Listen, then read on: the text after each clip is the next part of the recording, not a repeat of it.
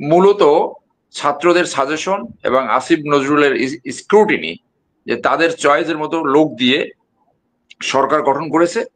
তো একটা সরকার কি হলো, এনজিও, চট্টগ্রাম এবং গ্রামীণ একটা সরকার হয়ে গেল। এবং হামলা হতে পারে এইটা ভেবেই প্রোগ্রাম তাদের করতে হবে, কারণ এইটা বাংলাদেশের একটা নেস্টি পলিটিক্যাল কালচার। সুযোগ পেলে ছোট দল অথবা একটা মাস্তানতন্ত্র কায়েম হয়, ভায়োলেন্স সৃষ্টি করে। অনেকে পালিয়ে আছে, তাদের পালিয়ে জীবন রক্ষা করেছে। এই এনসিপি ফ্রিডম পার্টি হবে, বা ফারুক রশিদের মতো কনসিকুয়েন্স ফেস করবে, না তারা সাকসেসফুল হবে, এইটা ভবিষ্যতের সময় বলে দেবে। সেই সরকার গঠনের ভিতরেই আপনার ব্যর্থতা নিহিত রয়েছে।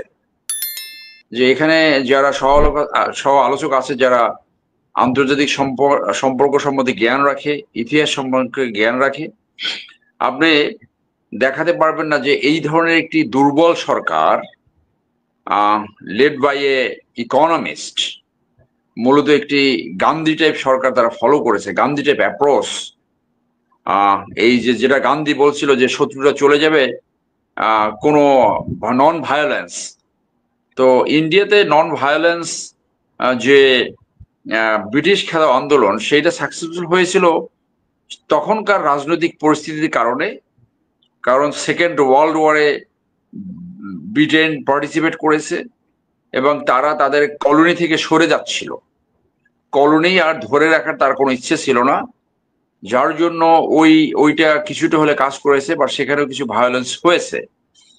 কিন্তু যেখানে রেজিম ফেসিস্ট পতনের পরে অথবা যুদ্ধ উত্তর কোথাও আপনি একটা উদাহরণ দেখাতে পারবেন না এইরকম একটি দুর্বল সরকার, এইরকম একটা গান্ধী টাইপ সরকার, এইরকম একটা এই হেডমাস্টার টাইপ সরকার কোথাও সফল হয়েছে।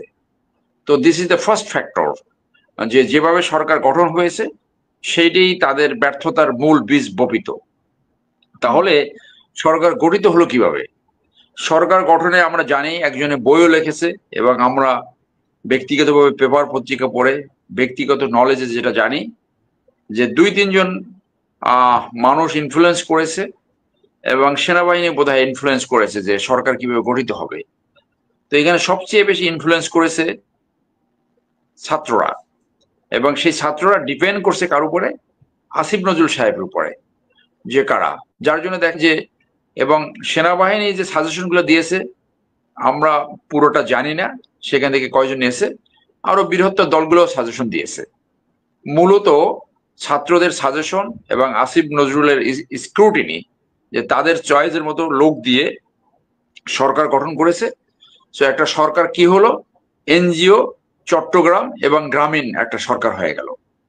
এর ভিতরে আপনি একজনও পাবেন না যার ক্রাইসিস ম্যানেজমেন্টের অভিজ্ঞতা রয়েছে, যার এই ধরনের একটা টালমাটাল সমাজ, এইরকম একটা বিক্ষুব্ধ সমাজ যেখানে সমস্ত প্রতিষ্ঠান ভেঙে পড়েছে, যেখানে একটা একটা একটা ডিসফাংশনাল স্টেট রূপান্তরিত হয়েছিল, তো যেখানে অর্থনীতি ছিল না। তো সেইখানে সেইখানে এইটা যে ব্যর্থ হবে, এইটা অত্যন্ত স্বাভাবিক। তার মানে হলো যে বাংলাদেশ রাষ্ট্র গঠনের জন্য যে আরেকটি সুযোগ পেয়েছিল রাষ্ট্র বিনির্মাণের জন্য, সেই সুযোগটা প্রায় হাতছাড়া হয়ে গেছে। তো এখনো এইটা রিকভার করার কিছুটা সময় আছে বলে অন্তত আমি এখনো মনে করি। তো কি হয়েছে, যে এখন এই যে ফেসিজম, তাদের যে রিমেন্যান্ট যারা বাংলাদেশে রয়ে গেছে, তারা রেসিস্টেন্স গ্রো করেছে। রেসিস্টেন্স গ্রো করে এখন তারা কাউন্টার অ্যাটাক শুরু করেছে। এর আগে বিএনপির একটা অঙ্গ সংগঠন ওখানে একটা প্রোগ্রামে গিয়েছিল, সেখানেও 2 জন মার্ডার হয়েছিল, স্বেচ্ছাসেবক দল গিয়েছিল। তো এইটা as it has been said, যেটা আগের বক্তা বললো যে এটা তো বাংলাদেশের ভিতরে। তো এই ছাত্ররা সেখানে ঢুকেছে, হামলা হয়েছে, প্রোগ্রাম করছে, but it is a signal যে এই রেসিস্টেন্স গ্রো করে তারা ওখান থেকে প্রতি আক্রমণ শুরু করছে, যেটা ক্রমান্বয়ে তারা এক্সপ্যান্ড করবে সমগ্র বাংলাদেশে। সো এইটা এই যারা প্রোগ্রাম করেছে তারা কারেক্টলি সে যে তারা এটা অ্যাপ্রিসিয়েট করতে পারে নাই। যে কোনো জায়গায় যেতে হলে একটা পরিস্থিতি অ্যাসেস করতে হয়।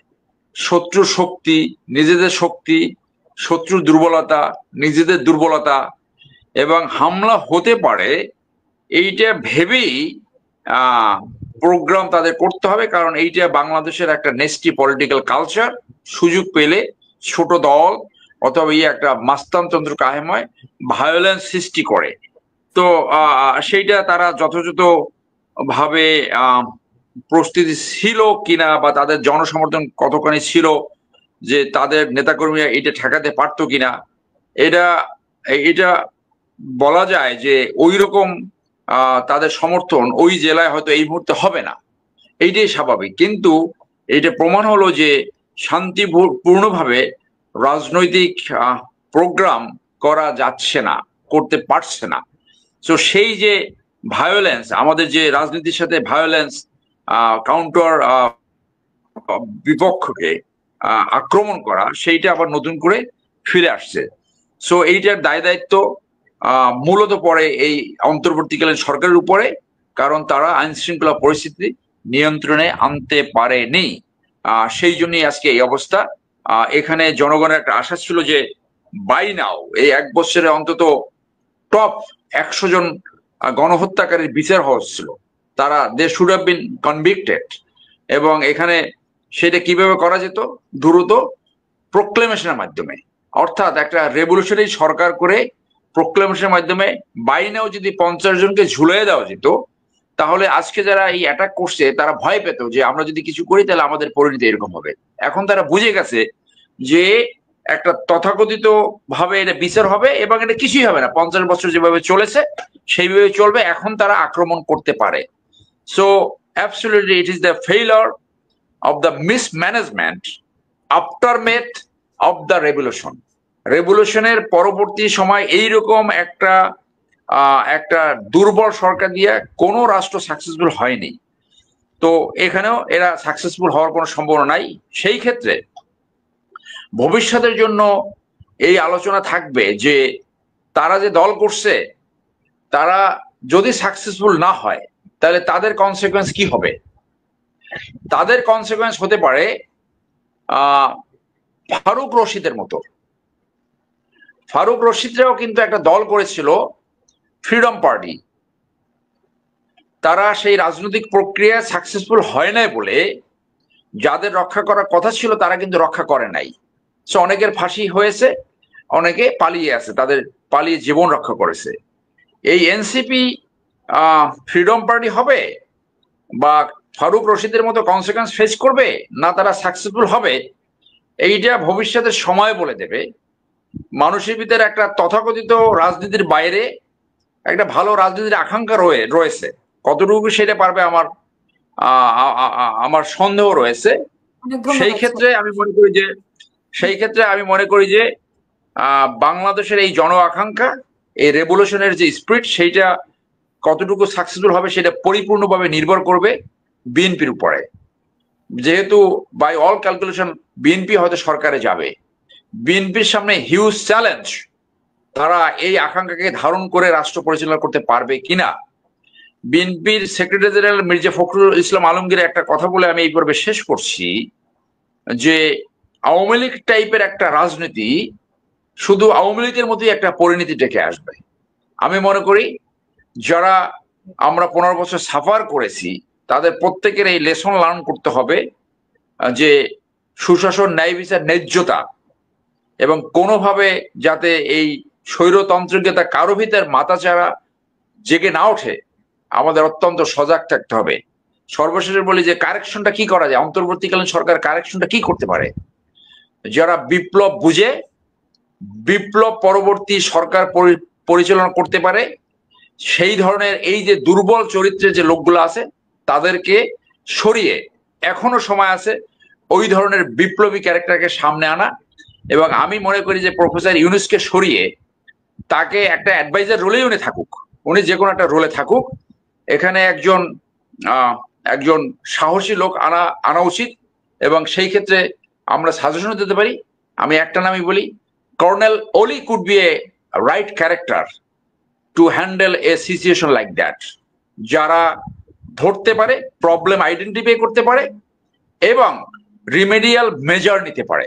আরো অনেকের নাম বলতে পারি যারা, প্রফেসর ইউনূস 5ই আগস্টের আগে বাংলাদেশে থেকে যারা সাহসিকতার সাথে এই স্বৈরতান্ত্রিকতাকে মোকাবিলা করেছে, রাস্তায় রাস্তায় আন্দোলন মিছিল করেছে, মিডিয়ায় কথা বলেছে, সেই ধরনের একটি লোককেও তারা দায়িত্ব দেয়নি। দায়িত্ব দিয়েছে কিছু ওল্ড হ্যাগার্ট এন্ড কিছু অকর্মণ্য মহিলা। দুই একজন ভালো থাকলেও they could not produce anything, they could not deliver anything, they have failed and very difficult to recover. I hope এই আন্দোলনের এই ছেলেরা যে একটা রাজনৈতিক দল করছে, একটা পজিটিভ রাজনীতি বাংলাদেশে চলুক, কারণ একমাত্র পজিটিভ রাজনীতি ফ্যাসিজমকে ফেরত আনার পথকে দীর্ঘমেয়াদী রুদ্ধ করতে পারবে। আর আওয়ামী লীগ টাইপ রাজনীতি ফ্যাসিজমকে ফেরত আসার দ্রুত সুযোগ করে দেবে। ফারুক রশিদের মতো তাদের পরিণতি না হোক সেই আশাই আমি ব্যক্ত করব। সবাইকে ধন্যবাদ।